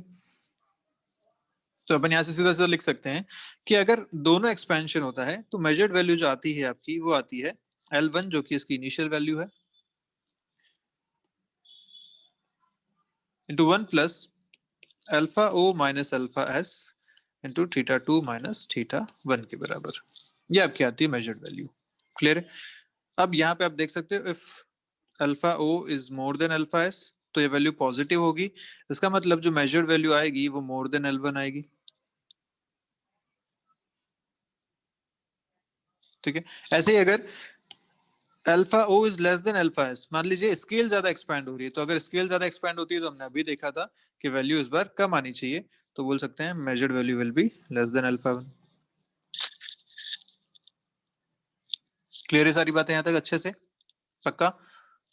चलिए, देखिए आप यहाँ भी देख पा रहे हैं आराम से कि अगर ये L1 था, ऑब्जेक्ट अगर L2 लेंथ पे चला गया थीटा 2 पे, और ये स्केल थी जो थीटा 1 पे थी, अब एक्सपैंड होकर थीटा 2 पे चली गई, तो पहले ऑब्जेक्ट जो यहाँ तक आ पा रहा था अगर स्केल एक्सपेंड हो गई तो ये इस पोजीशन पे दिखा रहा है, पहले 3 और 4 के बीच में था, 2 और 3 के बीच में था, रीडिंग कम दिखाएगा। पर अगर ऑब्जेक्ट ज्यादा इंक्रीज हो गया स्केल से तो जो रीडिंग पहले यहाँ तक थी वो अब यहाँ पे दिखा रहा है 5 के पास। तो यही सारी बातें जो अभी ऊपर दो केसेस में थी उन दोनों को मिला के अगर यहाँ लिखा जाए तो इस तरीके से लिख सकते हैं। तो रिलेटिव एक्सपेंशन अपन ने यहाँ लिख लिया alpha O minus alpha S, उसके करस्पॉन्डिंग अपन ने मेजर्ड वैल्यू फाइनली बता दी। तो इस पे अगर क्वेश्चन बनेगा तो सीधा सीधा सा आपके पास ये फॉर्मूला है, इसे आपको ध्यान रखना है, सीधा सीधा यूज करना है। ठीक है बात अच्छे से? ये L1 क्या है? जब थीटा 1 पे इसको जो मेजर किया गया था वो थीटा 1 डिग्री सेंटीग्रेड पे, this L1 is actual length of object at theta 1 degree centigrade. ठीक है, ध्यान रखना है इस बात का। चलिए आगे बढ़ते हैं, बात करते हैं टाइम पीरियड ऑफ पेंडुलम की। आपने अभी तक हालांकि पढ़ा नहीं है, लेकिन मैं आपको एक शॉर्ट में बता देता हूँ कि एक पेंडुलम जब इस तरीके से होता है, इसकी लेंथ अगर L है तो इसका टाइम पीरियड मतलब अगर ये ऑसिलेट कर रहा है यहाँ से यहाँ तक, ठीक है, इधर गया, फिर घूम के वापस इधर आया, फिर वापस इधर आया, ऐसा इसका ऑसिलेशन चलता रहता है। इस ऑसिलेशन का जो टाइम पीरियड होता है, मतलब मान लीजिए यहाँ से अगर शुरू हुआ तो यहाँ से गया, फिर इधर गया, फिर वापस यहाँ तक आ गया, ये जो पूरा एक टाइम पीरियड कहलाता है। इसको एक ऑसिलेशन कहते हैं, जहां से शुरू होता है वहीं से वापस घूम फिर के उसी पोजीशन पे आता है, तो इसे कहते हैं एक टाइम पीरियड। तो ये जो टाइम पीरियड का फॉर्मूला होता है ना, ये फॉर्मूला होता है 2 पाई रूट ओवर L/G के बराबर। ठीक है, this is the time period of the pendulum. आपने नहीं पढ़ा, आगे जो एसएचएम का चैप्टर आएगा, ऑसिलेशन का चैप्टर आएगा, उसमें अपन ये पढ़ने वाले हैं। पर फिलहाल इस बात को ध्यान रखिए कि क्योंकि ये पेंडुलम की लेंथ पे डिपेंड करता है टाइम पीरियड। और सोचो, आपने अगर इसका टेम्परेचर इंक्रीज कर दिया, ये टी टाइम पीरियड, इसलिए अपन यहाँ थीटा लेते हैं टेम्परेचर को कई बार, क्योंकि टी टाइम पीरियड के लिए यूज होता है। तो अब सोचा आपने अगर टेम्परेचर इंक्रीज कर दिया तो ये length of the pendulum increase हो जाएगी, और अगर लेंथ इंक्रीज हो गई तो टाइम पीरियड भी बढ़ जाएगा। टाइम पीरियड का बढ़ना मतलब, मान लो पहले ये 1 सेकंड में घूम के यहाँ तक आ जाता था, अब इसे 1 सेकंड से ज्यादा लगेगा। अब ये जो यहाँ से निकलेगा तो जाएगा जाएगा वापस आएगा, this time will be more than 1 second. Clear बात, इसको कहते हैं टाइम पीरियड इंक्रीज हो जाना। कितना हो जाएगा अब नया टाइम पीरियड अगर वो लिखना है, तो हम जानते हैं कि this is proportional to length. तो नया टाइम पीरियड जो होगा बाय पुराना टाइम पीरियड, उसको लिखा जा सकता है √L-/L। नया लेंथ बाय पुरानी लेंथ का रूट। नई लेंथ कितनी हो जाती है, तो हो जाएगी पुरानी प्लस डेल्टा एल के बराबर, क्योंकि एक्सपेंशन हो गया है। और डेल्टा एल हम जानते हैं कितना होता है, delta L is L alpha delta theta. Delta theta इस बार अपन टेम्परेचर लिख रहे हैं यहाँ पे। तो कितना हो जाएगा, this T'/T is equal to √1+, या आप इसको L प्लस लिख लीजिए, L+ L alpha delta theta के बराबर डिवाइड बाय L। L से L सारे कैंसिल हो गया, यहाँ से आपके पास बचा 1+α डेल्टा थीटा की पावर हाफ, रूट मतलब हाफ। अब क्योंकि ये जो अल्फा होता है, this alpha is very less, alpha जो है 1 से बहुत छोटा होता है। इस कंपैरिजन में अपन ये कह सकते हैं कि ये जो एक बायनोमियल एक्सपेंशन हमने पहले पढ़ा था, 1+x⁴n अगर होता है तो इसे लिखा जा सकता है 1+nx के बराबर, है ना। बायनोमियल एक्सपेंशन हमने पढ़ा था ये, if x is very very less than 1, तो ये यूज किया जा सकता है। तो ऐसे यहाँ पे ये यूज करते हैं, तो मैं लिख सकता हूँ this T'/T is equal to 1+½ delta theta, binomial expansion use करके। तो यहाँ से आपको जो नया टाइम पीरियड मिलता है वो मिलता है T 1+½ डेल्टा थीटा के बराबर।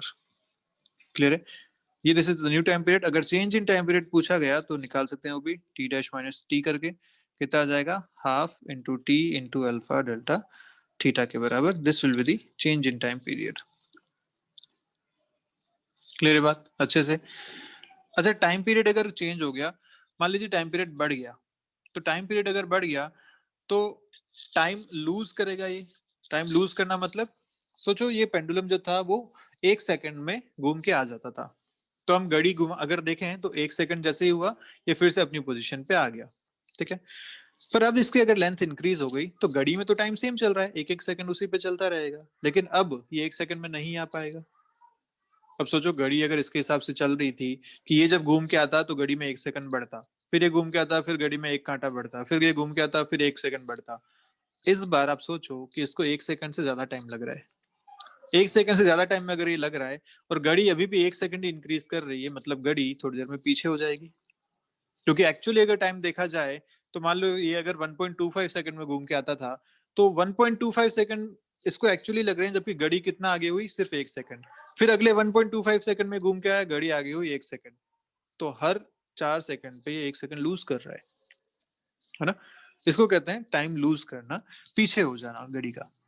तो कितना टाइम लूज करेगा ये, तो वो अगर देखा जाए तो टाइम लॉस्ट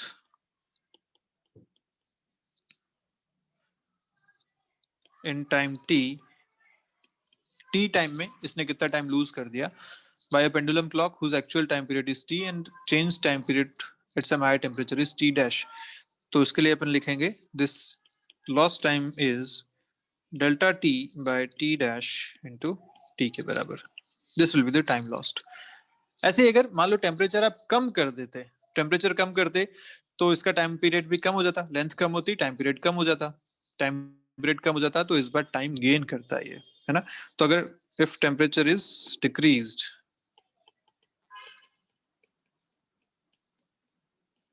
तो क्या हो जाता, अब अपन जो नया टाइम पीरियड लिखते उसको 1 माइनस अल्फा डेल्टा टी का करस्पॉन्डिंग लिखते हैं। तो इस बार जो नया टाइम पीरियड आपको मिलता है वो मिलता है T dash equal to T 1 minus half alpha delta theta. जहां ये पहले प्लस हो रहा था अब माइनस हो जाता। अगर इसके corresponding upon change in time period देखें तो ये कितना मिल रहा है, this is half T alpha delta theta के बराबर। This is the change in time period. Change कैसे हुआ, टी माइनस टी डैश।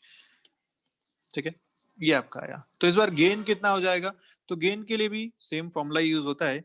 तो gain in time period, gain in time, ये लिखा जाएगा delta T is equal to वही delta T by T dash into T के बराबर। तो इस बार टी डैश जो है वो टी से कम है तो ये गेन आएगा, और पहले टी डैश टी से ज्यादा था तो वो लॉस आता था। तो ये आपके पास सारी इक्वेशंस बनती हैं इससे रिलेटेड। इंपॉर्टेंट है क्वेश्चन, इस पे कई बार बन जाते हैं फिर बहुत कंफ्यूजन हो जाता है, तो ज्यादा अच्छा है कि आप सीधे सीधे इनका फॉर्मूलाज याद रखें और इसको इस तरीके से डील करें। क्लियर, एक क्वेश्चन देखिए करते हैं इस पे। सेकेंड्स पेंडुलम क्लॉक, सेकेंड्स मतलब इसका एक टाइम पीरियड एक सेकंड के बराबर है। जब ये घूम के, पेंडुलम जो है आपने देखी होगी इसे घड़ी जिसमें नीचे पेंडुलम होता है, तो ये घूम के जब वापस आता है ना तो घड़ी में एक सेकंड इंक्रीज होता है। ठीक है, as a steel wire the clock is calibrated at 20 degree centigrade. Calibrated मतलब 20 डिग्री सेंटीग्रेड टेम्परेचर पे बिल्कुल सही टाइम बताएगा। ये एक सेकंड में घूम के आएगा और ये एक सेकंड घड़ी आगे बढ़ेगी, तो बिल्कुल सही टाइम 20 डिग्री सेंटीग्रेड पे चलता है। How much time does the clock lose और gain in 1 week when the temperature is increased to 30 degree centigrade. ठीक है, इनिशियल टेम्परेचर आपको दे रखा है theta 1 20 degree centigrade, final temperature दे रखा है 30 डिग्री सेंटीग्रेड। अल्फा आपको दे रखा है इस वायर का, स्टील का 1.2 इंटू 10⁻⁵ पर डिग्री सेंटीग्रेड। ठीक है, पूछा आपसे 1 वीक में कितना ये गेन और लूज करेगा। तो ऑब्वियसली हम जानते हैं कि टेम्परेचर इंक्रीज हुआ है तो लूज होगा, ये बात तो हमें पता है। कितना लूज होगा इस बारे में बात करनी है। ठीक है, तो अगर अपने को देखना है चेंज इन टाइम पीरियड, अपन जानते हैं फॉर्मूला क्या है, ये फॉर्मूला है डेल्टा टी मतलब change in time period by T dash मतलब नया टाइम पीरियड इंटू टी। ठीक है, तो अपन देखते हैं delta T change in time period कितना है। फॉर्मूला आपने लिखा था half T alpha delta theta के बराबर। देखिए फॉर्मूला लिखा था, this is half T alpha delta theta, this is the change in time period. तो लिखेंगे इसको हाफ, टाइम पीरियड कितना है, एक सेकंड है क्योंकि सेकंड्स पेंडुलम है, इंटू अल्फा आपको दे रखा है 1.2 इंटू 10⁻⁵ और थीटा आपको डेल्टा थीटा दे रखा है 10 डिग्री का। इतना चेंज इन टेम्परेचर हुआ है। ठीक है, तो यहां से आंसर आता है आपके पास 1.2 इंटू 10⁻⁴ के बराबर।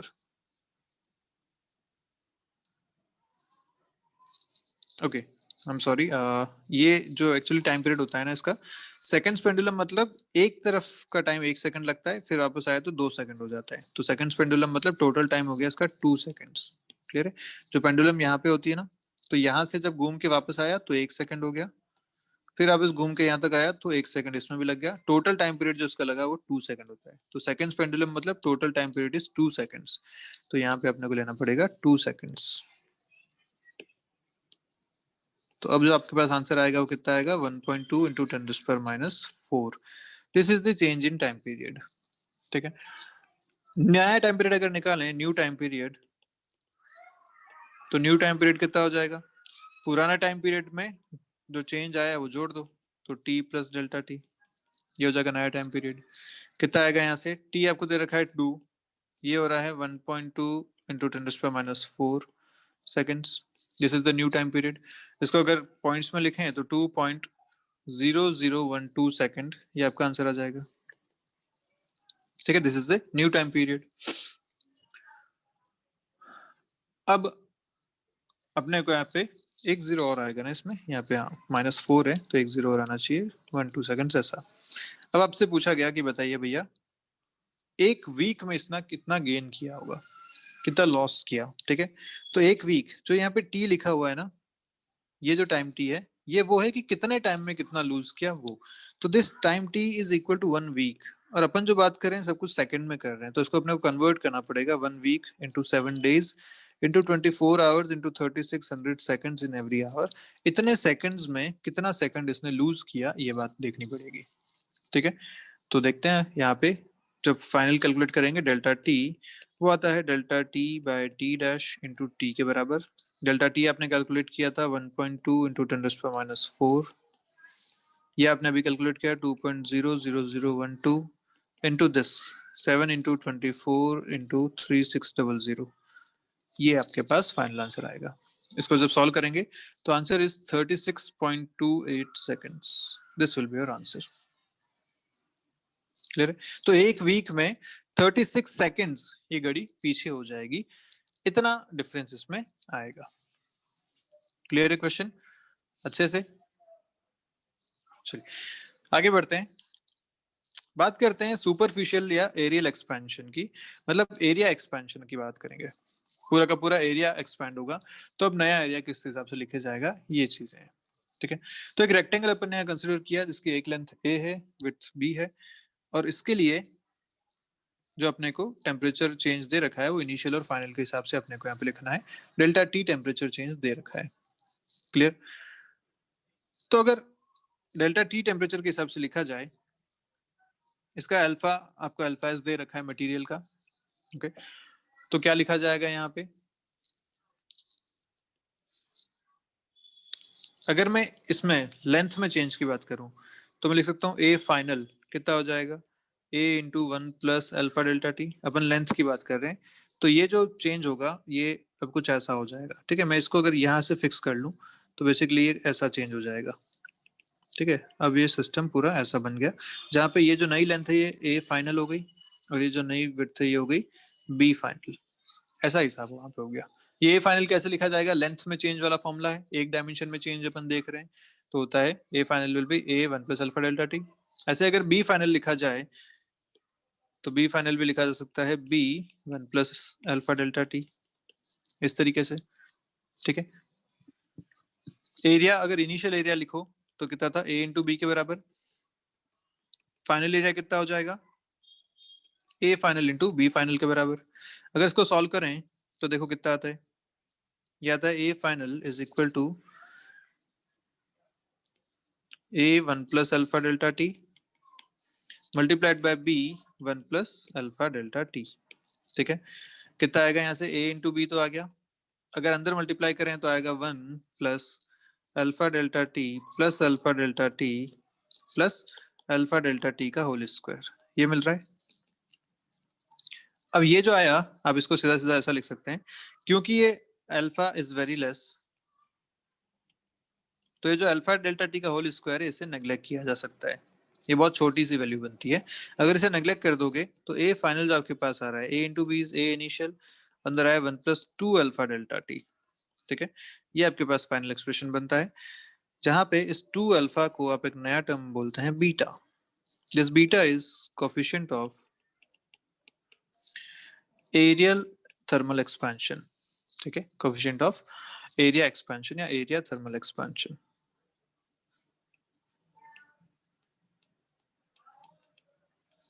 क्लियर है बात यहां तक अच्छे से? पक्का? ठीक है, तो अब ऐसा आप लिख पाएंगे। अब अगर सोचो मटेरियल ऐसा हो, आइसोट्रोपिक मटेरियल जिसको बोलते हैं, आइसोट्रोपिक मटेरियल मतलब जिसकी जो प्रॉपर्टीज होती हैं हर डायरेक्शन में सेम होती हैं। तो material having coefficient of linear expansion is same in all the direction. तो इस केस में आप सीधा सीधा लिख सकते हो बीटा इक्वल टू 2 अल्फा, जिस केस में हर तरफ कोएफिशिएंट सेम आएगा हर लेंथ के लिए। लेकिन अगर ये एनाइसोट्रोपिक हुआ, एनाइसोट्रोपिक मटेरियल अगर हुआ तो इस केस में हो सकता है बीटा आपको लिखना पड़े अल्फा 1 प्लस अल्फा 2 के बराबर। इसका मतलब अगर एक डायरेक्शन में इसका एक्सपेंशन अल्फा 1 के करस्पॉन्डिंग होता है और दूसरी डायरेक्शन में अल्फा 2 के करस्पॉन्डिंग होता है तो बीटा की जगह आप लिखेंगे अल्फा 1 प्लस अल्फा 2, और फिर आप इस फॉर्मूला में अपने पास यूज कर पाएंगे कि area final is equal to area initial 1 plus beta delta T के बराबर। ठीक है, this will be your final expression. तो बीटा अगर आइसोट्रोपिक मटेरियल है, दोनों डायरेक्शन में सेम है तो सीधा सीधा 2 अल्फा यूज कर लेंगे, लेकिन अगर दोनों डायरेक्शन में सेम नहीं है तो अल्फा 1 प्लस अल्फा 2 यहाँ पे यूज करना पड़ेगा। ठीक है बात अच्छे से? पक्का? चलिए, वैसे मोस्टली अपने पास जो क्वेश्चंस आते हैं उसमें आइसोट्रोपिक मटेरियल ही आता है, तो आइसोट्रोपिक मटेरियल के केस में आप 2 अल्फा को सीधा यूज कर पाएंगे। अगर नहीं है और स्पेशली मेंशन कर रखा है कि एनाइसोट्रोपिक है और अल्फा 1 और अल्फा 2 है तो आप बीटा की जगह अल्फा 1 प्लस अल्फा 2 यूज करेंगे, ठीक है। ऐसे ही वॉल्यूम एक्सपेंशन की अगर बात करें, तो वॉल्यूम एक्सपेंशन मतलब पूरा वॉल्यूम के एक्सपेंशन की अगर बात हो रही है तो इसमें 3 डायमेंशन में एक्सपेंशन हो जाएगा, ठीक है। 3 डायमेंशन में कैसे, इधर भी एक्सपेंशन, इधर भी एक्सपेंशन और इधर भी एक्सपेंशन, ऐसा हो जाएगा।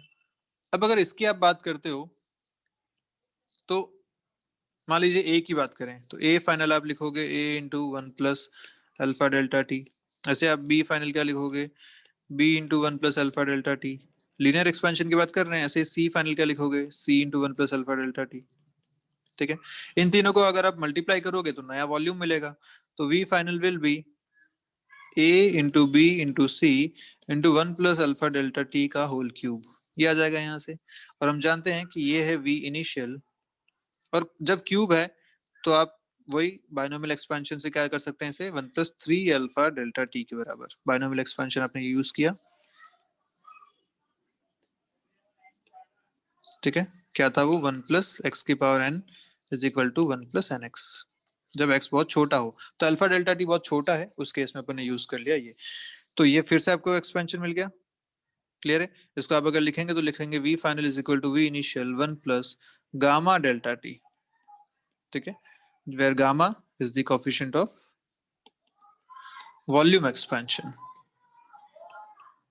तो अल्फा बीटा गामा तीनों आ गया आपके पास, आ गए लीनियर एक्सपेंशन, एरिया एक्सपेंशन और वॉल्यूम एक्सपेंशन के केस में। अगर आइसोट्रोपिक मटेरियल है तो सीधा सीधा हिसाब है कि जो गामा होगा वो 3 अल्फा के बराबर हो जाएगा। लेकिन अगर एनाइसोट्रोपिक मटेरियल है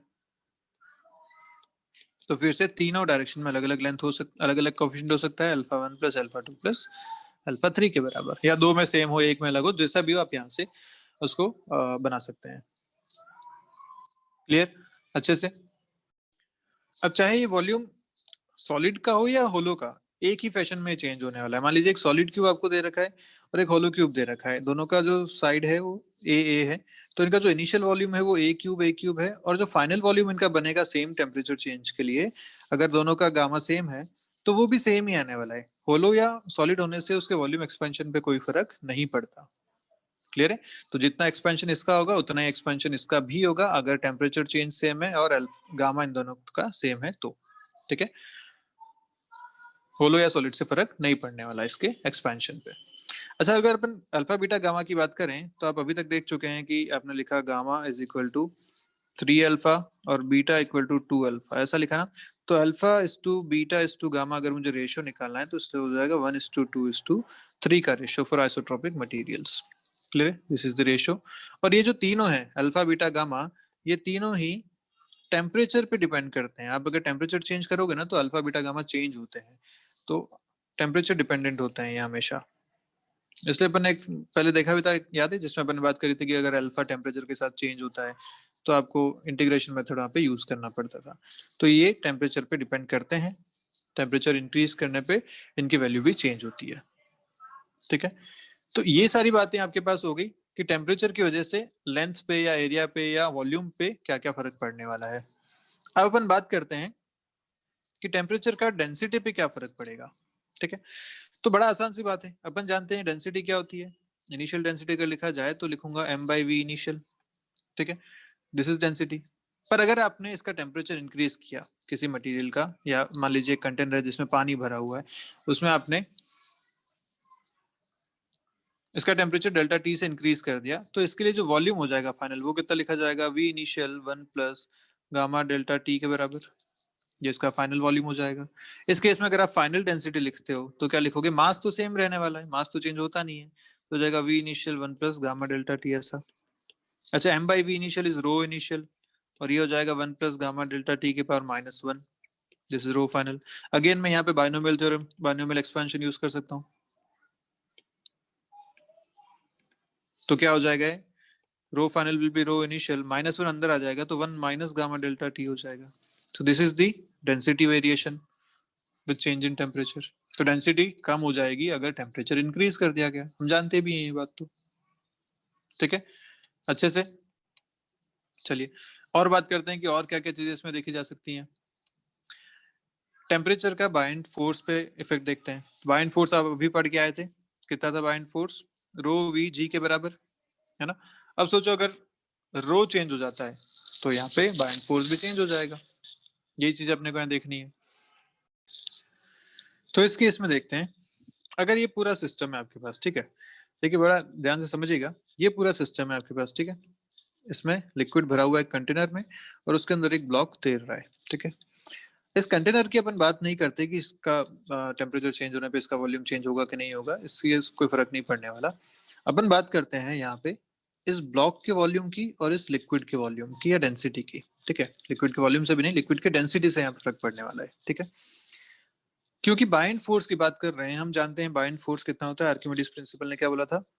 weight of the water displaced, weight of the water displaced by the object is equal to bind force experienced by the object, ये होता था। अब सोचो ये जो ब्लॉक है इसका जो वॉल्यूम है, वॉल्यूम मान लीजिए इसका v जो वॉल्यूम है, पूरा वॉल्यूम है, अगर ब्लॉक के हिसाब से वॉल्यूम इंक्रीज होता है टेम्परेचर इंक्रीज करने पे, तो ये जितना पोर्शन डूबा हुआ है वो चेंज हो जाएगा, उसके हिसाब से बाइंड फोर्स चेंज हो जाएगा। एक बात। ऐसे ही अगर इस डेंसिटी की बात की जाए, लिक्विड की डेंसिटी की, तो टेम्परेचर चेंज करने की वजह से इसकी डेंसिटी भी चेंज होती है, अभी हमने बात करी थी। और अगर डेंसिटी चेंज होती है तो यहाँ फिर से बाइंड फोर्स चेंज हो जाएगा, क्योंकि हम जानते हैं बाइंड फोर्स क्या होता है, volume submerged into rho of liquid into G, ये होता है बाइंड फोर्स। अब सोचो अगर ब्लॉक का वॉल्यूम चेंज होता है टेम्परेचर के साथ तो ये चेंज हो जाएगा, क्योंकि डेंसिटी चेंज होती है लिक्विड की टेम्परेचर के साथ तो ये चेंज हो जाएगा, तो बाइंड फोर्स भी यहाँ पे चेंज हो सकता है। क्लियर है? तो अब अगर नया बाइंड फोर्स लिखा जाए तो क्या लिख सकते हैं? हम जानते हैं कि यहाँ पे अगर देखो इसका जितना वॉल्यूम सबमर्ज्ड है वो किस तरीके से निकाला जा सकता है। तो मान लीजिए v वॉल्यूम अगर सबमर्ज्ड है तो हम लिखेंगे इसके लिए this will be after increasing temperature, this will B v into 1 plus gamma of block into delta t, this will be the new submerged volume, ठीक है, मल्टीप्लाइड बाय डेंसिटी। डेंसिटी कम हो जाती है तो अब इसकी जो डेंसिटी लिख पाऊंगा मैं वो क्या लिख पाऊंगा, rho of liquid divide by 1 plus gamma of liquid into delta T. अभी हमने बात करी है यहाँ पे डेंसिटी कैसे चेंज होती है, तो 1 बाई से चेंज हो जाती है ये, मल्टीप्लाइड बाय जी। ये हो गया आपका नया बाइंड फोर्स जो आफ्टर टेम्परेचर चेंज आ रहा है, ठीक है। इसको अगर थोड़ा सा सही लिख लें तो नया फोर्स आ रहा है आपके पास rho of liquid into V into G, ये तो पुराना है ही, यहाँ आ रहा है 1 plus gamma B delta T और इधर आ रहा है आपके पास 1 plus gamma L delta T. ये आपके पास एक्सप्रेशन बन रहा है। अब सोचो इस एक्सप्रेशन में ये तो हो गया पुराना बाइंड फोर्स, ठीक है। अब अगर आपको बोला गया कि दिस रो बी, ब्लॉक के लिए जो रो है वो अगर रो एल से ज्यादा होता है, ठीक है, तो गामा रो नहीं आई मीन गामा से, अगर ब्लॉक का गामा ज्यादा है लिक्विड के गामा से तो ब्लॉक ज्यादा एक्सपैंड करेगा। अगर ब्लॉक ज्यादा एक्सपैंड करेगा तो ज्यादा वॉल्यूम उसका सबमर्ज होगा, और अगर ज्यादा वॉल्यूम सबमर्ज होगा तो हम कह सकते हैं कि इस पे बाइंड फोर्स भी ज्यादा लगेगा, बाइंड फोर्स भी इंक्रीज हो जाएगा। मैथमेटिकली आप यहाँ से देख पा रहे हैं कि ये जो टर्म है ये ऊपर है, ये वाली टर्म नीचे है। अगर ऊपर वाली टर्म ज्यादा इंक्रीज होती है, ये वाली टर्म कम है, तो हम कह सकते हैं कि overall term is more then one, more than one है तो जो बाइंड फोर्स नया वाला आएगा वो पुराने वाले से ज्यादा होगा। तो this new buoyant force increases, या हम कह सकते हैं कि F B dash is more than F B. ऐसे अगर gamma of block is less than gamma of liquid, मतलब इस बार ब्लॉक का एक्सपेंशन कम है और लिक्विड की डेंसिटी का वेरिएशन ज्यादा है, तो देखिए नीचे वाली क्वांटिटी ज्यादा इंक्रीज हुई है और ये कम इंक्रीज हुई है, this overall quantity will be less than one. अगर ऐसा है तो हम कह सकते हैं कि ये जो बाइंड फोर्स है वो कम हो जाएगा, मतलब F B dash is less than F B. तो ये दो कंडीशंस इस केस में बनती हैं, ब्लॉक के वॉल्यूम एक्सपेंशन कोएफिशिएंट पे और लिक्विड के वॉल्यूम एक्सपेंशन कोएफिशिएंट पे बेस्ड, ये अपन यहाँ से रिजल्ट बता सकते हैं। क्लियर है यहाँ तक अच्छे से? चलिए, तो आपसे एक क्वेश्चन पूछा गया, देखिए क्वेश्चन क्या कह रहा है, what will happen to the water level if the vessel is heated. अगर ये वेसल है, वेसल में वाटर भरा हुआ है एकदम टॉप तक, वेसल को हीट किया तो पूछा गया बताइए इस वाटर लेवल का क्या होगा। वेसल के लिए आपको दे रखा है गामा कंटेनर और लिक्विड के लिए दे रखा है गामा एल। ठीक है, ये चीज आपको दो गिवन है। तो अब यहाँ पे दो कंडीशंस बन सकती है। अगर gamma of liquid is more, ठीक है, if gamma of liquid is more then gamma of container, मतलब लिक्विड जो है वो ज्यादा एक्सपैंड होगा और कंटेनर जो है वो कम एक्सपैंड होगा।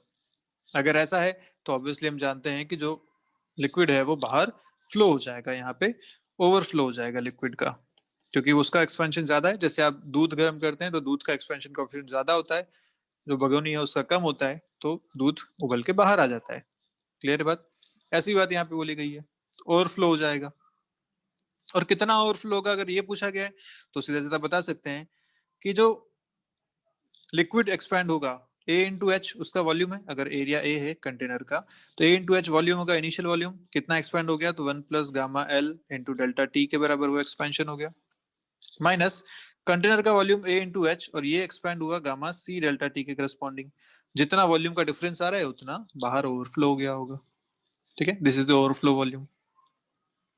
दूसरा केस ये हो सकता है कि अगर गामा लिक्विड जो है वो कम है गामा कंटेनर से, मतलब कंटेनर ज्यादा एक्सपैंड हो रहा है, लिक्विड कम एक्सपैंड हो रहा है, तो इस केस में ऑब्वियसली वो अंदर ही रहेगा और वो थोड़ा सा इसकी जो हाइट है वो कम हो जाएगी, लेवल थोड़ा सा इसका कम हो जाएगा। क्लियर है? तो ये बात भी ठीक है। किस तरीके से वो लेवल निकाल सकते हैं अपन? तो हम लिख सकते हैं कि भैया जो लिक्विड का फाइनल वॉल्यूम होगा या कंटेनर का अगर फाइनल वॉल्यूम लिखा जाए तो लिखा जाएगा initial volume A into H 1 plus alpha container into delta T के बराबर। ठीक है, सो अल्फा नहीं गामा की बात हो रही है यहाँ पे, वॉल्यूम की बात है, तो gamma of container delta T. ऐसे अगर फाइनल वॉल्यूम ऑफ लिक्विड लिखा जाए तो लिखा जाएगा A H 1 plus gamma L into delta T के बराबर। ये जो चेंज इन वॉल्यूम आएगा वो करस्पॉन्ड होगा डिक्रीज इन हाइट के। ठीक है, अच्छा हाइट अगर मुझे निकालनी है कि अब नई हाइट कितनी है तो क्या किया जा सकता है? न्यू हाइट अगर मुझे निकालना है तो न्यू हाइट कैसे निकलेगी? अगर ये एरिया जो पहले ए था वो अब चेंज हो गया ए डैश के बराबर और अब पानी रह गया यहाँ तक। ठीक है, तो ये जो नई एच डैश आई है ये अपने को कैलकुलेट करनी है। तो अब जो वॉल्यूम है लिक्विड का, final volume of liquid is equal to A dash into H dash के बराबर, क्योंकि कंटेनर का एक्सपेंशन हुआ तो एरिया चेंज हुआ होगा। एरिया कितना चेंज हुआ अगर वो मिल जाए तो एच डैश मिल जाएगा, तो आराम से अपने यहाँ से आंसर आ गया H dash equal to V final which is A into H into 1 plus gamma L delta T divided by area. Container का कितना चेंज होता है? एरिया चेंज होता है 2 अल्फा के करस्पॉन्डिंग, है ना? तो मैं इसको लिख सकता हूँ इनिशियल एरिया था ए 1 plus 2 alpha of container into delta T. यहाँ से ए से ए कैंसिल हो गया, एच डैश आ जाएगा आपके पास H 1 plus gamma L delta T divided by 1 plus 2 alpha C delta T. ये आपके आंसर आ जाएंगे। नई height will be this height. Clear है? चलिए आज के वीडियो का लास्ट कॉन्सेप्ट देखते हैं। बात करते हैं बाई मेटालिक स्ट्रिप के बारे में। बाई मेटालिक स्ट्रिप बड़ी आसान सी बात है। जैसे आपने एक क्वेश्चन भी किया था, 3 स्ट्रिप्स को चिपका के एक्सपेंशन देखा था, वैसे यहाँ पे 2 स्ट्रिप्स को ऐसे चिपका रखा है आपने। मान लीजिए कॉपर की, एक आयरन की है। ठीक है, अब इन दोनों को अगर रिवेट कर दिया है, चिपका दिया, एक सिंगल स्ट्रिप बना दी, तो उसे कहते हैं बाई मेटालिक स्ट्रिप। अब ये जो दो अलग अलग मेटल हैं इनके लिए अल्फा भी अलग अलग होंगे। अब जब आप इसका टेम्परेचर इंक्रीज करेंगे तो कॉपर का alpha is more then iron का अल्फा, मतलब कॉपर जो है वो ज्यादा एक्सपैंड होना चाहेगी और आयरन जो है वो कम एक्सपैंड होना चाहेगी।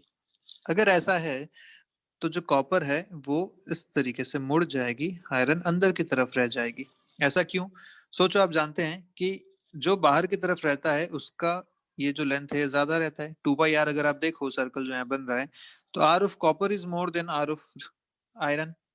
तो ये अगर जो आर्क बन रहा है ये आर्क कॉपर के लिए ज्यादा होगा, आयरन के लिए कम होगा।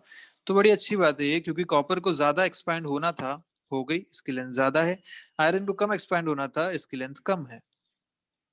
तो जब भी बायोमेटालिक स्ट्रिप को आप इस तरीके से टेम्परेचर वेरी करते हैं तो जिसका कॉफिशिएंट ज्यादा होता है, अल्फा जिसका ज्यादा होगा वो बाहर की साइड आ जाएगा, कॉन्वेक्स साइड, और जिसका अल्फा कम होगा वो कॉनकेव साइड में आ जाएगा। यही बात यहाँ लिखी गई है। The strip will bend with metal of greater alpha on the outer side, that is convex side, and बाकी वाला दूसरा वाला अंदर की तरफ. This strip finds its application in auto cut और thermostat in electric heating circuits. आपने देखा है जब आयरन करते हैं, प्रेस करते हैं कपड़ों पे, तो अंदर से टक की आवाज आती है, तो कनेक्शन बंद हो जाता है जब वो काफी सफिशिएंट हीटेड हो जाती है. तो ये यही होता है कनेक्शन के लिए. वहां क्या करते हैं, मान लीजिए यहाँ पे एक स्विच है, उसके ऊपर एक बायोमेटालिक स्ट्रिप ऐसी लगी हुई है, ठीक है. अब जैसे ही ये सफिशिएंटली गर्म हो गया, तो सफिशिएंटली गर्म होते ही ये जो स्ट्रिप है ऐसे ऊपर की तरफ मुड़ जाती है. ऊपर की तरफ मुड़ते ही ये कनेक्शन लूज हो जाता है. कनेक्शन लूज होते ही वहां पे सप्लाई बंद हो जाती है. फिर जैसे जैसे ठंडी होती है, फिर से अपनी ओरिजिनल शेप में आती है, फिर से कनेक्शन स्टेब्लिश हो जाता है. तो बस यही उसमें काम आता है. बहुत इंपॉर्टेंट इसका एप्लीकेशन है.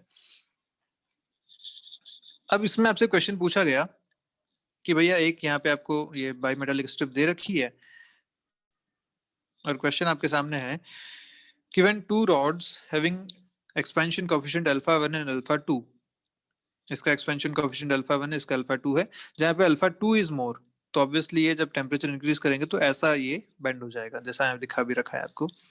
And width D, total width आपको डी दे रखी है इसकी, R heated, then the radius of the rod after expansion कितना होगा. ये रेडियस आपसे पूछी गई है, कितनी होगी. क्लियर है. तो इसको सॉल्व करना है अपने को. कैसे किया जाए, तो भैया अपन जानते हैं यहाँ पे जो रेडियस आने वाली है वो दोनों के एक्सपेंशन की वजह से आएगी. अब अगर ऐसा है तो अपन ये अगर लेंथ निकाल लें और ये अगर लेंथ निकाल लें, तो दोनों केसेस में देखिए इसकी रेडियस है यहाँ से यहाँ तक आर के बराबर, फर्स्ट वाली, जबकि सेकंड की रेडियस कितनी हो जाएगी, यहाँ से यहाँ तक आर प्लस डी के बराबर. और ये एंगल है थीटा. हम जानते हैं कि किसी आर्क के केस में अगर ये रेडियस आर होती है और एंगल थीटा होता है, तो जो आर्क की लेंथ होती है वो होती है आर इंटू थीटा के बराबर, है ना. अब सोचो यहाँ पे जो ये ऊपर वाली जो स्ट्रिप है उसकी लेंथ है L2, जो अंदर वाली स्ट्रिप है उसकी लेंथ है L1. दोनों की रेडियस हमें पता है, this radius is R and this radius is R plus D. तो दोनों केसेस में अपन आर्क और रेडियस का अपन रिलेशन यहाँ पे लिख सकते हैं. This L2 will be equal to R plus D into theta, जबकि this L1 will be R into theta. Angle दोनों के लिए सेम बन रहा है. अगर इन दोनों को डिवाइड कर दें तो क्या मिलेगा, R plus D by R is equal to L2 by L1. और L2 बाई L1 तो अपन लिखना जानते हैं. L2 जो होगा वो ऊपर वाली के लिए लिखा जाएगा एक्सपेंशन के हिसाब से, तो लिखेंगे उसका अपन L into 1 plus alpha 2 delta T, और इसको लिखेंगे अपन L into 1 plus alpha 1 delta T. दोनों की इनिशियल लेंथ तो सेम है, जो यहाँ पे दे रखी इनिशियल लेंथ तो सेम है. इसके लिए अल्फा 2 है, इसके लिए अल्फा 1 है, वो अपन यहाँ पे लिख लिया. इसको अगर रिलेट करें तो यार है 1 प्लस डी बाई आर. यहाँ से अपने को निकालना है बेसिकली आर, तो आर कितना लिखेंगे आप, this D by R is equal to, L से एल कैंसिल हो गया, बचा 1 plus alpha 2 delta T minus 1 plus alpha 1 delta T divided by 1 plus alpha 1 delta T, क्योंकि वो उधर जाके -1 हो जाएगा, ये -1 होकर एलसीएम आके ये आ जाएगा. यहाँ से अपने को निकालना है आर, तो इनवर्स हो जाएगा. This will B D into 1 plus alpha 1 delta T divided bye, ऊपर से देखें तो आ रहा है alpha 2 minus alpha 1 into delta.